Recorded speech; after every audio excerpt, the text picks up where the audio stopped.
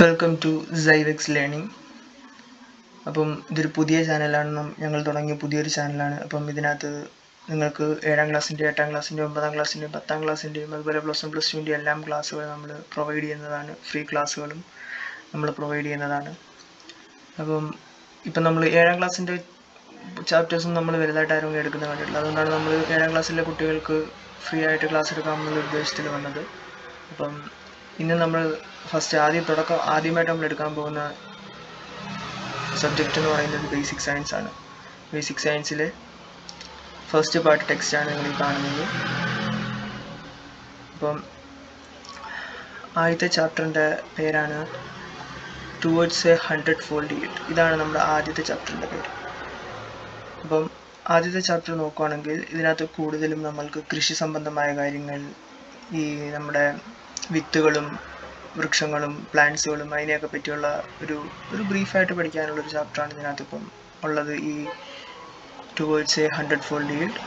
അപ്പം ഈ ഹെഡിങ്ങിൻ്റെ അർത്ഥം എന്ന് പറയുന്നത്, ടുവേർഡ്സ് എന്ന് പറയുന്ന വാക്കിൻ്റെ അർത്ഥം എന്ന് പറയുന്നത് ഒരു ദിശയിലേക്ക് അല്ലെങ്കിൽ ഒരു ലക്ഷ്യം വെച്ചുകൊണ്ട് നമ്മൾ മുന്നോട്ട് പോകുന്ന ആ ഒരു മീനിങ് ആണ് ഈ ടുവേർഡ്സിന് വരുന്നത്. 100-fold എന്ന് പറയുന്നത് 100 നിങ്ങൾക്കറിയാൻ പറഞ്ഞ പോലെ 100, ഫോൾഡ് എന്ന് പറയുന്നത് മടങ്ങ് അല്ലെങ്കിൽ മടക്ക്. അപ്പോൾ 100-fold എന്ന് പറയുമ്പോൾ 100 മടങ്ങ്. ഈൽഡ് എന്ന് പറയുന്നത് നമ്മുടെ എന്താ പറയുക, നമുക്ക് കിട്ടുന്ന ധാന്യത്തിൻ്റെ ഉൽപ്പാദനം അല്ലെങ്കിൽ നമുക്ക് കിട്ടുന്ന ഒരു വിളവ്, അതിനെയാണ് നമ്മൾ ഈൽഡ് എന്ന് പറയുക. അപ്പം എങ്ങനെ നമ്മൾക്കൊരു 100 മടങ്ങ് വിളവ് ലഭിക്കാൻ സാധിക്കും, എങ്ങനെ നമുക്ക് 100 മടങ്ങ് വിളവ് നമ്മൾക്ക് നേടിയെടുക്കാൻ സാധിക്കുമെന്ന് ഭയങ്കര വിശദമായി പറയുന്ന ഒരു ചാപ്റ്റർ എന്നുള്ള ഇത് 7ാം ക്ലാസ്സിലെ ഒരു കുട്ടിക്ക് മനസ്സിലാവുന്ന രീതിയിൽ കാര്യങ്ങൾ പറഞ്ഞു കൊടുക്കുന്ന ഒരു ചാപ്റ്ററാണ് ടുവേർഡ്സ് എ 100-fold yield. അപ്പം ആദ്യം തന്നെ ഇവിടെ ഒരു ഡയലോഗ് കൊടുത്തിട്ടുണ്ട്, 2 ഡയലോഗ് ബോക്സും ഒരു പിക്ചറും കൊടുത്തിട്ടുണ്ട്. അപ്പം നമുക്ക് അതൊന്ന് നോക്കാം. അതെന്ന് പറയുന്നത്, when will my mango tree bear mangoes like that big tree. അപ്പം ഒരു കുട്ടി പുതിയൊരു സാപ്ലിങ് നടുവാണ്. സാപ്ലിങ് എന്ന് പറഞ്ഞാൽ ഒരു തൈ.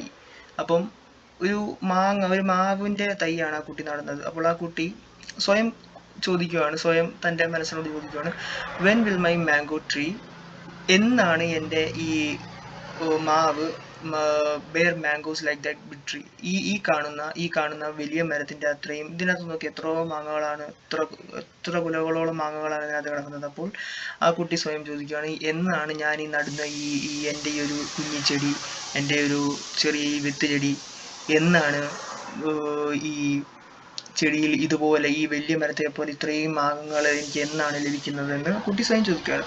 അപ്പോൾ ഒരു എന്താ പറയുന്നത്, ഒരു ഇമാജിനേഷൻ എന്നുള്ള രീതിയിൽ അവിടെ വേറൊരു വലിയ മരം, ആ മാവ് പറയുകയാണ്, ഹാവ് പേഷ്യൻസ് എന്ന് പറഞ്ഞാൽ സമാധാനം വേണം, ഒരു സമാധാനത്തിൽ ചെയ്യൂ. Your mango tree will also give you lots of mangoes within 8 to 10 years. അപ്പോൾ ഈ വലിയ മാവ് പറയുകയാണ്, ഒരു 8 to 10 years എന്ന് പറയുന്നത് 8 മുതൽ 10 വർഷത്തിനുള്ളിൽ നീ ഈ നടുന്ന ചെറിയ മാവിൻ്റെ ഈ തൈയും നിനക്ക് വലിയൊരു വൃക്ഷമായി മാറിക്കൊണ്ട് നിനക്ക് 8 to 10 വർഷം, 8 വർഷം മുതൽ ഒരു 10 വർഷത്തിൻ്റെ ഇടയിൽ നിനക്ക് കുറേ മാങ്ങകൾ, എൻ്റെ മേലുള്ള ഈ മാങ്ങകൾ കിടക്കുന്നത് പോലെ നിനക്ക് കുറേ മാങ്ങകൾ ലഭിക്കുമെന്നാണ് ഈ മാവ് കുട്ടിയോട് പറയുന്നത്. അടുത്തത് നമുക്കുള്ള ഇതാണ്, you may have seen different types of mangoes trees in your home. നിങ്ങളുടെ വീട്ടിൽ നിങ്ങൾ പലതരം മാങ്ങകൾ, ഈ പറഞ്ഞു കേട്ടിട്ടില്ലേ, അൽഫോൺസ, മൂവാണ്ടൻ മാവ്, ഈ കണ്ണിമാങ്ങ, അങ്ങനെ കുറേ തരം മാങ്ങകളുണ്ടല്ലേ. അപ്പം you have been seen different types of mango trees in your home. അപ്പം നിങ്ങളുടെ വീട്ടിൽ നിങ്ങൾ പലതരം മാങ്ങകൾ, പലതരം മാവിൻ്റെ വൃക്ഷങ്ങൾ കണ്ടിട്ടുണ്ടാകാം. ആൻഡ് സറൗണ്ടിങ്സ്, നിങ്ങളുടെ ചുറ്റുപാടിൽ നിങ്ങൾ കണ്ടിട്ടുണ്ടാകാം. Ask the elders in your home how long it will take for the mango saplings to grow and produce mangoes. നിങ്ങളുടെ വീട്ടിലുള്ള മുതിർന്നവരോട് ചോദിക്കൂ, ഒരു മാവിൻ്റെ തൈക്ക് മാംഗോ സാപ്ലിങ് എന്ന് പറയുന്നത് ഞാൻ നേരത്തെ പറഞ്ഞില്ലേ, സാപ്ലിങ് എന്ന് പറയുന്നത് തൈ, ഒരു മാവിൻ്റെ തൈക്ക്, ഒരു കുഞ്ഞി തൈക്ക് എത്ര നാൾ കൊണ്ടാണ് അത് വലുതായി അതിനകത്ത് കുറേ മാങ്ങകൾ ഉൽപ്പാദിപ്പിക്കാൻ, ഗ്രോ എന്ന് പറയുന്നത് അതിനകത്ത് സാപ്ലിങ് വളർന്ന് ഒരു കുറേ മാങ്ങകൾ കിട്ടാൻ എത്ര കാലതാമസം എടുക്കും. അതാണ് ഈ തൊട്ട് മേളിൽ കണ്ടോ, നിങ്ങൾ കണ്ടോ, ഈ മാവ് തന്നെ പറയുന്നത് കണ്ടില്ലേ, 8 to 10 years. ഇതിനകത്ത് ഒരു 8 വർഷം തൊട്ട് ഒരു 9 വർഷം വരെ പറയുന്നുണ്ടല്ലേ, 8 വർഷം തൊട്ട് ഒരു 9 വർഷം വരെ 10 വർഷം വരെ എടുക്കുമെന്ന് ഈ മാവ് തന്നെ പറയുന്നുണ്ട്. അപ്പം നമുക്ക് താഴോട്ട്, what are your expectations while planting and nurturing A mango sapling? നിങ്ങൾക്ക് എന്തൊക്കെ തരം എന്താ പറയുക എക്സ്പെക്ടേഷൻ എന്ന് പറഞ്ഞ പ്രതീക്ഷകൾ, നിങ്ങൾക്ക് എന്തൊക്കെ തരം പ്രതീക്ഷകളാണ് ഒരു മാവ് നടുമ്പോൾ, ഒരു മാവിൻ്റെ തൈ നടുമ്പോൾ നിങ്ങൾക്ക് നിങ്ങളുടെ മനസ്സിലുണ്ടാകുന്നത്? എന്തൊക്കെ തരം പ്രതീക്ഷകളാണെന്നാണ് ഇവിടെ ഒരു ചോദ്യമായി ചോദിച്ചിരിക്കുന്നത്. അപ്പം എന്തൊക്കെ തരം പ്രതീക്ഷകളായിരിക്കും ഉണ്ടാകുന്നത്? നമ്മൾ ഈ മേളിൽ ആ കുട്ടി പറഞ്ഞതുപോലെ ഇത്രയും മാങ്ങകൾ ലഭിക്കണം, കുറേ മാങ്ങകൾ ലഭിക്കണം, നല്ല രീതിയിൽ തഴച്ച് വളരണം, നല്ല രീതിയിൽ വളർന്നു വന്ന് നല്ല കുറേ മാങ്ങകൾ കിട്ടുന്ന ഒരു മരമായിരിക്കണം നമുക്ക് കിട്ടുന്നത്. ഇതൊക്കെയല്ലേ നമ്മുടെ ആഗ്രഹങ്ങൾ. അപ്പം അതാണ് ഇതിൻ്റെ ഈ സാപ്ലിങ്ങിൻ്റെ അർത്ഥം നിങ്ങൾ കറക്റ്റ് മനസ്സിലാക്കി വെച്ചോണം കേട്ടോ. നിങ്ങൾക്ക് അത് ഉപകാരപ്പെടും. സാപ്ലിംഗ് എന്ന് പറയുന്നത് എന്താണ്? തൈ, അല്ലെങ്കിൽ ഒരു തൈയാണ് നമ്മൾ സാപ്ലിംഗ് എന്ന് പറയുന്നത്. അപ്പം താഴെ ഒരു ഡയലോഗ് ബോക്സ് കൊടുത്തിരിക്കുകയാണ്. ഒരു കുട്ടി ചോദിക്കുകയാണ്, should get A load of mangoes. പറയാണ് എനിക്ക് കുറേ മാങ്ങകൾ കിട്ടണം. Must start yielding at the earliest. അപ്പോൾ വേറൊരു കുട്ടി പറയാണ്, ഈൽഡിങ്ങിൻ്റെ അർത്ഥം ഞാൻ നേരത്തെ പറഞ്ഞില്ലേ, വിളവെടുപ്പ്. ഏർലിയസ്റ്റ് എന്ന് പറഞ്ഞാൽ എത്രയും നേരത്തെ. അപ്പോൾ ആ കുട്ടി പറയാണ് എത്രയും നേരത്തെ തന്നെ നമ്മൾ വിളവെടുപ്പ് നടത്തണം. അപ്പം ഈ കുട്ടി പറയാണ് മാംഗോസ് ഷുഡ് ബി സ്വീറ്റ് എന്ന് പറഞ്ഞാൽ മാങ്ങയ്ക്ക് നല്ല മധുരം ഉണ്ടായിരിക്കണം. അപ്പം 3 പേരുടെ ആവശ്യങ്ങൾ 3ആണ്. ഇത് കണ്ടില്ലേ, what are your expectations while planting and nursing mango sapling. അതിൻ്റെ ഒരു ഉത്തരമായിട്ടാണ് ഈ കൊടുത്തിരിക്കുന്നത്. Should get lot of mangoes, ഞാൻ എൻ്റെ മാവ് നടുമ്പോൾ എനിക്ക് കുറേ മാങ്ങകൾ ലഭിക്കണം. Must start yielding at the earliest എന്ന് പറഞ്ഞാൽ എത്രയും പെട്ടെന്ന് വിളവെടുക്കാവോ, എനിക്ക് അത്രയും പെട്ടെന്ന് വിളവെടുത്ത് എനിക്ക് ആ മാങ്ങ കഴിക്കണം, ആ ഒരു ഉദ്ദേശം. മാംഗോസ് ഷുഡ് ബി സ്വീറ്റ്, മാങ്ങകൾ നല്ല മധുരമുള്ളതായിരിക്കണം. ഇപ്പോൾ താഴെ ഒരു ചോദ്യം ചോദിച്ചിരിക്കുകയാണ്, aren't our goals the same while cultivating fruits, vegetables or cereals too? ഇത് ചോദ്യം ചോദിക്കുകയാണ്. കൾട്ടിവേറ്റിംഗ് എന്ന് പറഞ്ഞാൽ കൃഷി, ഒരു ഫ്രൂട്ട്സോ വെജിറ്റബിളോ അല്ലെങ്കിൽ അതുപോലുള്ള ധാന്യങ്ങളോ, സീരിയൽസ് എന്ന് പറഞ്ഞാൽ ധാന്യങ്ങൾ, അതൊക്കെ കൾട്ടിവേറ്റ് ചെയ്യുമ്പോൾ നമ്മുടെയും ഉദ്ദേശം അത് തന്നെയല്ലേ എന്നാണ് ചോദിക്കുന്നത്. അപ്പോൾ എന്തൊക്കെയാണ് നമ്മുടെ ഒരു ഉദ്ദേശം എന്നാണ് തൊട്ട് താഴെ പറഞ്ഞിരിക്കുന്നത്. ഷുഡ് ഈൽഡ് ക്വിക്ലി എന്ന് പറഞ്ഞാൽ ഈ കുട്ടി പറഞ്ഞതുപോലെ തന്നെ എത്രയും പെട്ടെന്ന് നമുക്ക് വിളവെടുക്കാൻ സാധിക്കണം. മസ്റ്റ് ഈൽഡ് പ്ലെൻറ്റി എന്ന് പറഞ്ഞാൽ ഒത്തിരി നമ്മൾക്ക് അതിനകത്ത് നിന്ന് വിളവെടുപ്പ് ലഭിക്കണം എന്ന് പറഞ്ഞാൽ കുറേ, ഇപ്പം മാങ്ങയുടെ കാര്യം പറയുകയാണെങ്കിൽ കുറേ മാങ്ങ ലഭിക്കണം. അതാണ് ഈ കുട്ടിയോട് പറയുന്നത്. അടുത്തതെന്ന് പറയുന്നത് yield should have good quality എന്ന് പറഞ്ഞാൽ നല്ല മാങ്ങകൾ അല്ലെങ്കിൽ നല്ല ക്വാളിറ്റിയുള്ള നല്ല നിലവാരമുള്ള ധാന്യങ്ങളായിരിക്കണം, അല്ലെങ്കിൽ വെജിറ്റബിൾ ആയിരിക്കണം, പച്ചക്കറികളായിരിക്കണം, ഫ്രൂട്ട്സ് ആയിരിക്കണം നമുക്ക് കിട്ടുന്നത് എന്ന് പറഞ്ഞാൽ ഈ കുട്ടി പറഞ്ഞതുപോലെ നല്ല ക്വാളിറ്റി ഉണ്ടെങ്കിലല്ലേ നല്ല മധുരം കാണത്തുള്ളൂ. അതുകൊണ്ടാണ് ഈ കുട്ടി പറയുന്നത്, അതുകൊണ്ടാണ് ഇവിടെ പറയുന്നത് yield should have good quality. Yield എന്ന് പറയുന്ന വേർഡിന്റെ അർത്ഥം എന്താണ്? വിളവെടുപ്പ്.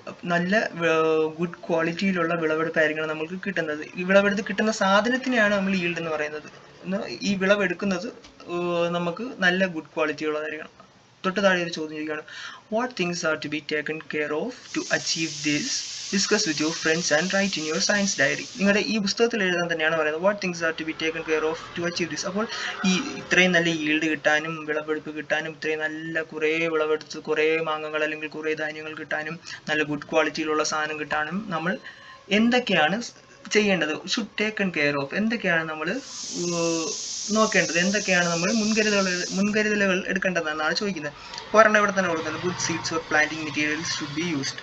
അപ്പോൾ അവർ പറയുന്നത് പറഞ്ഞാൽ ഗുഡ് സീഡ്സ് എന്ന് പറഞ്ഞാൽ നല്ല സീഡുകൾ, നല്ല കേട്ടിട്ടില്ലേ, നല്ല ഒരു പ്രശ്നമോ ഒരു എന്താ പറയുന്ന പൂപ്പലോ അങ്ങനെ പ്രശ്നങ്ങളൊന്നും ഇല്ലാത്ത നല്ല ക്വാളിറ്റിയുള്ള നല്ല സീഡുകളാണെങ്കിൽ നമുക്ക് നല്ല വിളവെടുപ്പ് തരും. അപ്പം ചിലർ പറയുന്നത് കേട്ടില്ലേ, നിന്റെ വീട്ടിൽ നട്ട മുളക് തൈക്ക് കൂടുതൽ ഇതുണ്ട്, കൂടുതൽ മുളക് നിനക്ക് അതിൽ നിന്ന് കിട്ടുന്നതുണ്ട്, അല്ലെങ്കിൽ നിന്റെ വീട്ടിലുള്ള മാങ്ങയ്ക്ക് കൂടുതൽ മാങ്ങ അതിൽ നിന്ന് കിട്ടുന്നുണ്ട്, എൻ്റെ വീട്ടിൽ അതിന് കിട്ടുന്നില്ല.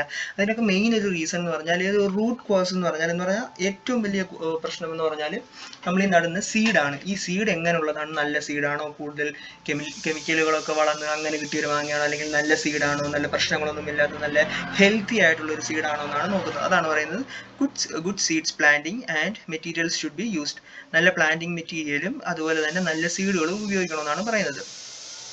പിന്നെ നമുക്ക് രണ്ടെണ്ണം നമുക്ക് പൂരിപ്പിക്കാൻ തന്നിട്ടുണ്ട്. അപ്പം അതിനകത്ത് നെക്സ്റ്റ് ഒരു പോയിന്റ് എന്ന് പറയുന്നത്